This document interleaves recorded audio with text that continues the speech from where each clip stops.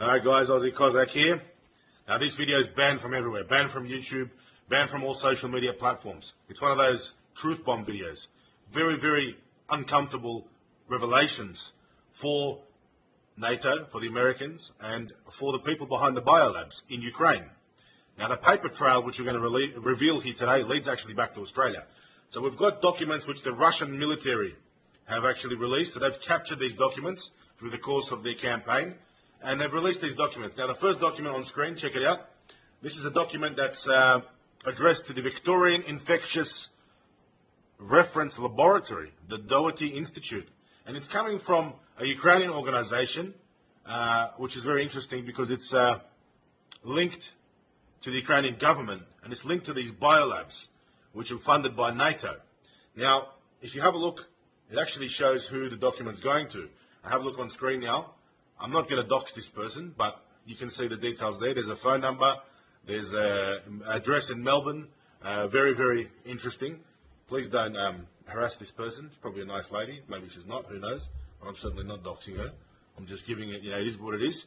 Now, here we go again.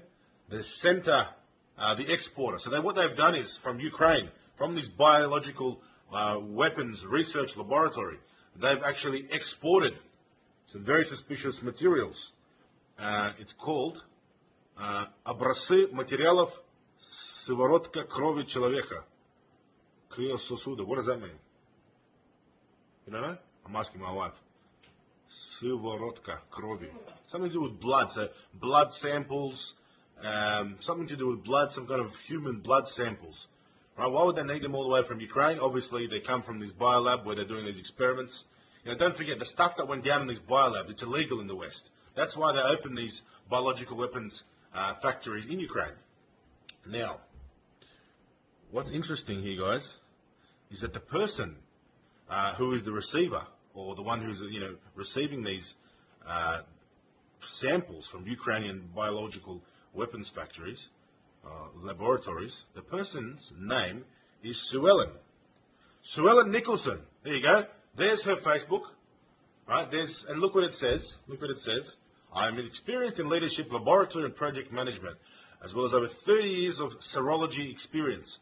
I'm a senior medical scientist, heading the infectious diseases serology laboratory, including state HIV reference laboratory, World Health Organization, Western Pacific Regional Reference Laboratory for measles, rubella, and World Health Organization Viral Hepatitis Collaborating Center at the Victorian Infectious Diseases Reference Laboratory at the Doherty Institute. What a mouthful. Now, that's just ringing alarm bells everywhere. I'm no expert in this field, but I can tell you something. Something smells off here. Something is very, very dodgy about what's going on. Now, this person here is in charge of the Doherty Institute. If they've got nothing to hide, come forward and reveal what you've been doing. Get on the camera and talk about it, Sue Ellen, head of serology for the Victorian Infectious Diseases Reference Laboratory. She reckons that she's been there for 30 years, so she's a very senior member of this laboratory. Now, why would they be accepting samples, human blood samples, from a biological weapons research facility in Ukraine? Now, these facilities, just to update you if you're not aware, have been targeted by the Russian military. This is the target of the Russian campaign. The Russians have knocked them out, and they've captured these laboratories. They're exposing the documents that have been hidden there. And the Russian Minister of Foreign Affairs, Sergei Lavrov, is actually going to make a very important announcement in about 8 hours' time. So stay tuned. I'll bring it to you on the Aussie Cossack Telegram. Subscribe for the latest information. The Chinese Ministry of Foreign Affairs has also come out and demanded that the Americans give answers. And Victoria Nuland, the American spokesperson for the American government, has confirmed that these biolabs exist. Meanwhile, the mainstream media is trying to deny it, but the cat's out of the bag. Here we find now the truth unraveling. And as Ricardo Boggi said, Ukraine is the head of the snake. It's not about Russia-Ukraine war. This is about a deeper war between freedom and the deep state.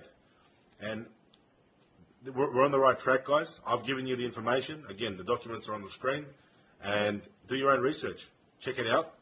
Figure out what Sue Ellen Nicholson, head of serology laboratory at the Victorian Infectious Diseases References Laboratory, the Doherty Institute, was doing with these samples from Ukraine. And no doubt, there's no doubt in my mind that that's just a cover, a code, for the export documents. They've just said plasma samples. But what really were there? What were they really getting from these weapons labs? Could it be samples of new viruses, new strains, and so forth? I would not be surprised. Not be surprised at all.